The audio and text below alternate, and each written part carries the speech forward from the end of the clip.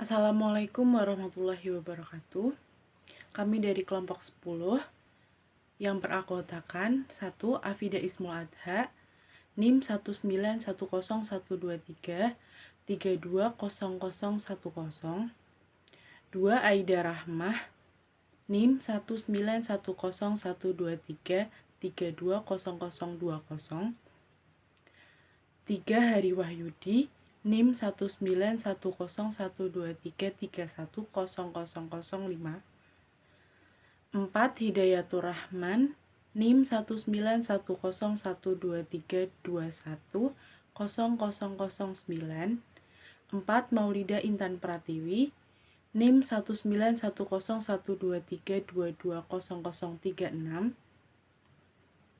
6. Nurul Azizah, 1910123220035. 7.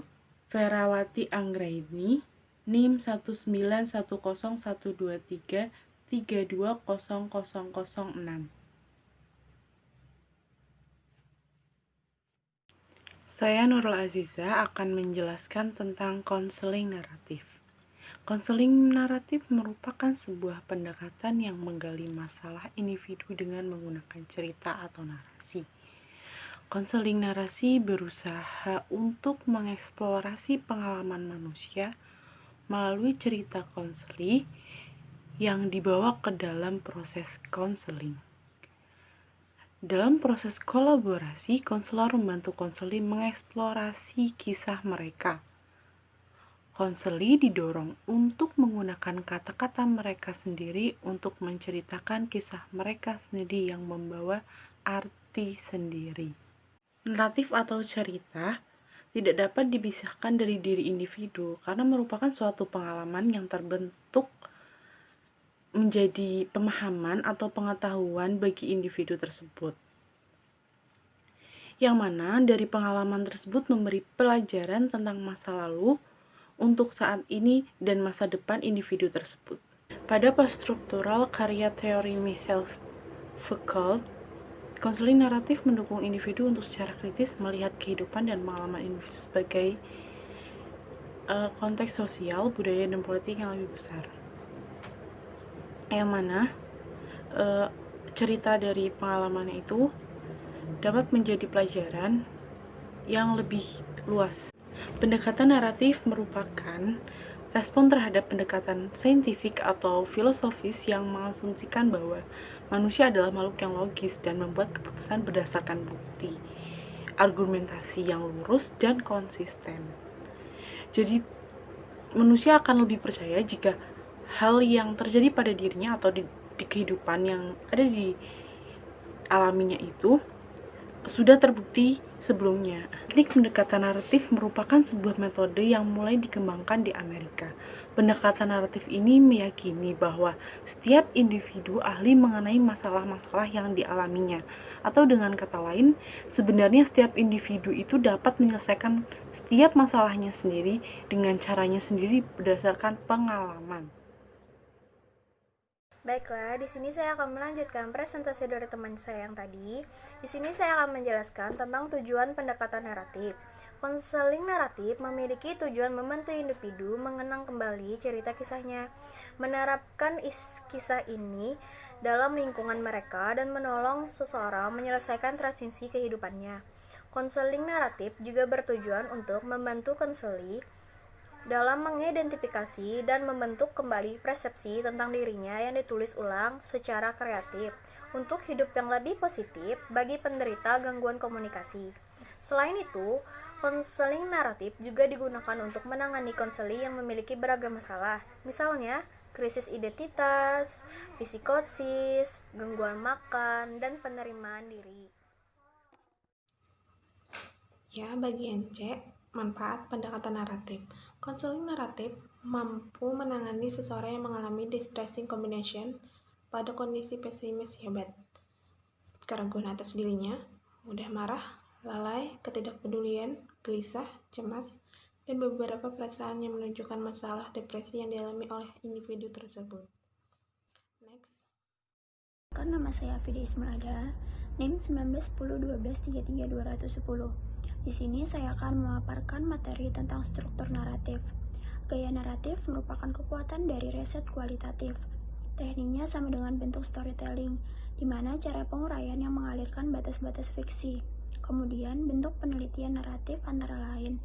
Yang pertama, menggunakan pendekatan kronologis, seperti menguraikan peristiwa, demi peristiwa dibentangkan secara perlahan mengikuti proses waktu, atau bisa disebut slowly over time.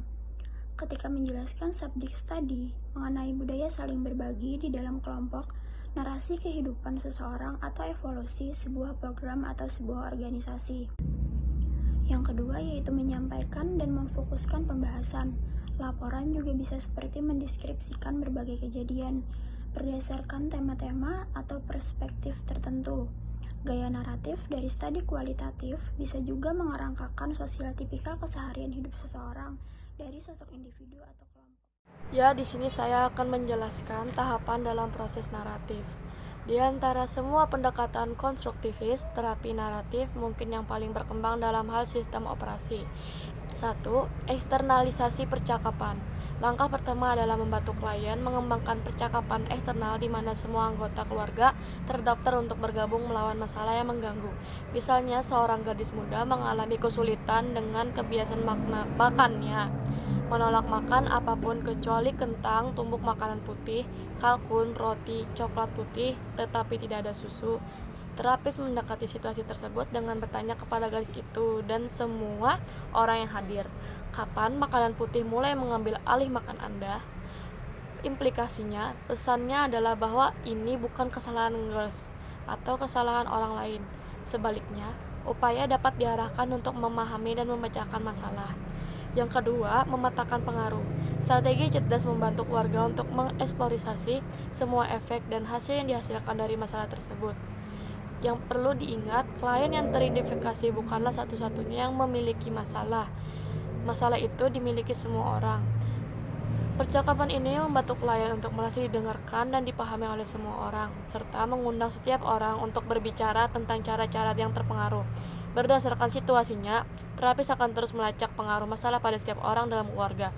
Pada akhir tahap ini, setiap orang akan merasa lebih dipahami oleh orang lain dan juga memiliki pemahaman yang lebih baik tentang bagaimana mereka semua berada dalam masalah yang sama.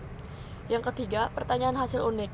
Teori lain menyebutkan mencari pengecualian. Klien diminta untuk memikirkan saat dia berhasil mengatasi atau mengabaikan masalah. Dengan kata lain, para peserta didorongkan untuk fokus pada saat-saat ketika mereka tidak dikendalikan oleh makanan putih. Hal ini secara logis mengarah pada pertanyaan lanjutan. Bagaimana Anda berhasil menipu makanan putih agar meninggalkan Anda sendirian sehingga Anda bisa makan gelatin merah? Hal ini tentu saja mendorong orang untuk memeriksa cara mereka mengalami kesuksesan dan memfokuskan mereka pada apa yang telah mereka lakukan yang berhasil. 4. Kemungkinan unik. Melanjutkan gaya pertanyaan penasaran, klien diminta untuk mempertimbangkan seperti apa jadinya jika mereka tidak ada penumpang yang mengalami masalah, seperti pertanyaan hasil unik, pertanyaan akun unik, pertanyaan deskripsi ulang yang unik, pertanyaan kemungkinan unik, pertanyaan sirkulasi unik, dan terakhir pertanyaan historis hasil unik. Selanjutnya akan dijelaskan oleh teman saya. Assalamualaikum warahmatullahi wabarakatuh. Perkenalkan, nama saya Hidayatur Rahman dengan NIM 19101232100009.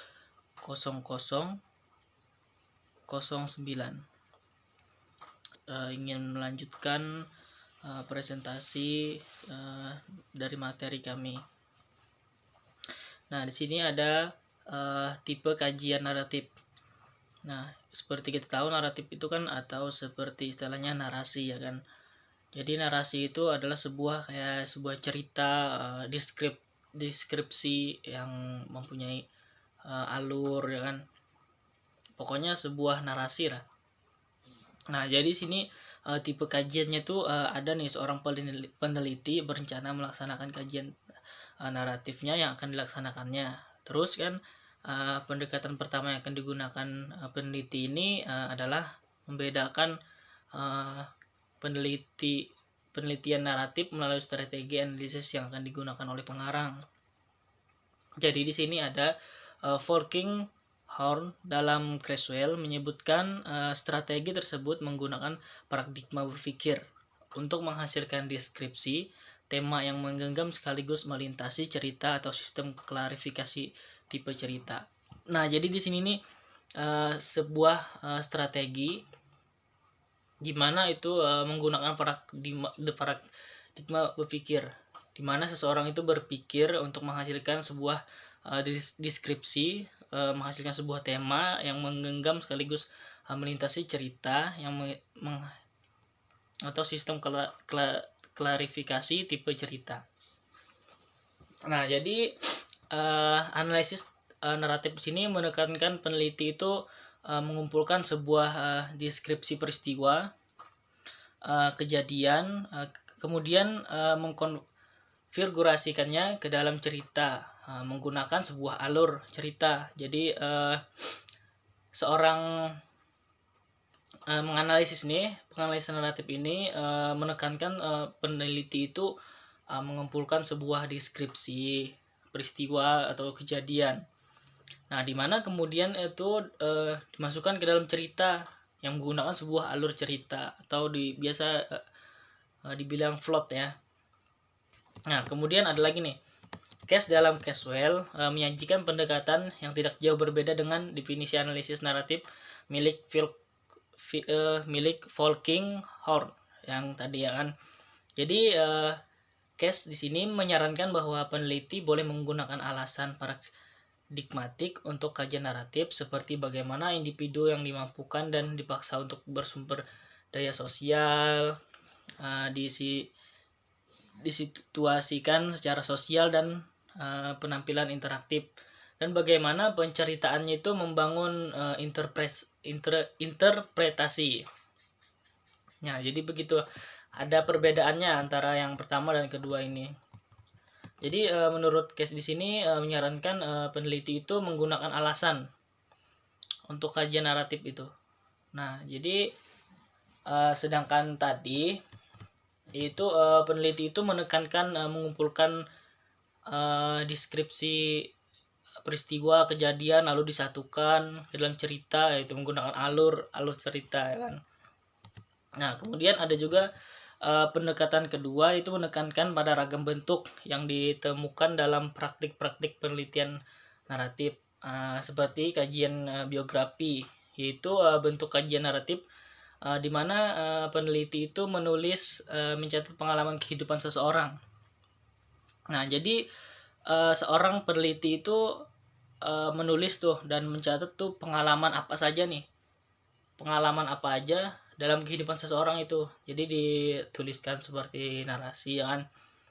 Nah, kemudian autobiografi ditulis dan dicatat oleh individu sebagai subjek kajian. Terus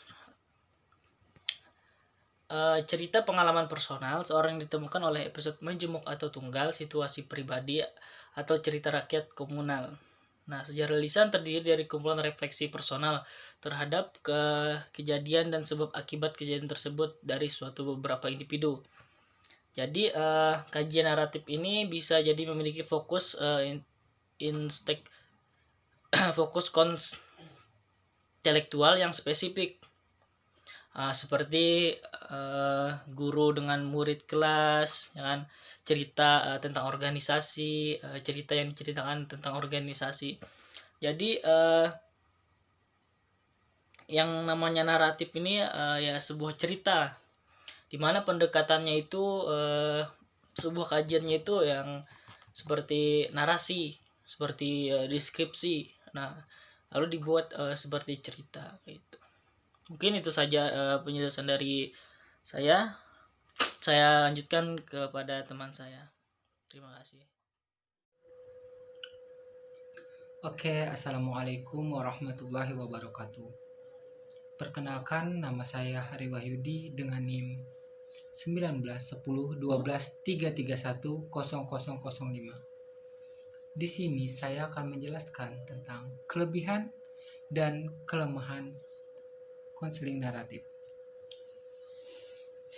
Kelebihannya ialah memiliki nilai, mendapatkan solusi yang lebih cepat, lebih fleksibel, dan dapat dikombinasikan dengan pendekatan pengobatan lain yang kompatibel. Bisa diterapkan di segala jenjang umur dan status sosial. Cerita dapat ditularkan dari satu orang ke orang lain, berbentuk sepanjang jalan, dan diberikan kepada orang sebagai warisan dan keluarga mereka. Bisa berbagi perasaan dengan orang lain, mengembangkan hubungan yang dekat, memungkinkan orang untuk mengenali kemampuan, berpartisipasi aktif, berpikir kreatif dan imajinatif. Itulah kelebihan-kelebihan dari konseling naratif. Adapun juga kelemahannya ialah cerita bisa dibuat-buat, bisa dikarang, didustai, dan juga membutuhkan waktu yang panjang, tidak singkat. Oke, mungkin itu saja yang bisa kami sampaikan. Terima kasih atas perhatiannya. Jikalau ada salah kata atau kekurangan, saya mewakili dari kelompok 10 meminta maaf sebesar-besarnya, karena kesempurnaan hanya milik Allah Subhanahu wa Ta'ala. Assalamualaikum warahmatullahi wabarakatuh.